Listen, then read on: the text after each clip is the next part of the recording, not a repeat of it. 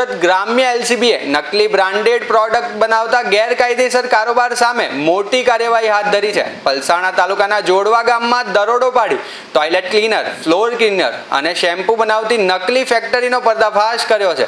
Police તપાસમાં ખુલાસો થયો છે કે ફેક્ટરીમાં પ્રતિષ્ઠિત બ્રાન્ડના નામે ડુપ્લિકેટ પ્રોડક્ટ તૈયાર કરી બજારમાં વેચાણ કરવામાં આવતી હતી. દરોડા દરમિયાન એલસીબીએ હાર્પિક, લિઝોલ અને સનસિલ્ક અને કેશ કિંગ જેવી જાણીતી બ્રાન્ડ્સના નામવાળા નકલી સ્ટીકર, પેકિંગ મટીરિયલ્સ, તૈયાર માલ તેમજ ઉત્પાદન માટે ઉપયોગમાં લેવાતો અન્ય સામાન મળી કુલ 13.22 લાખથી વધુનો શંકાસ્પદ મુદ્દામાલ કબજે કર્યો છે. આ કેસમાં મુખ્ય આરોપી વિવેક દીપકભાઈ ફળદુની ધરપકડ કરવામાં આવી છે.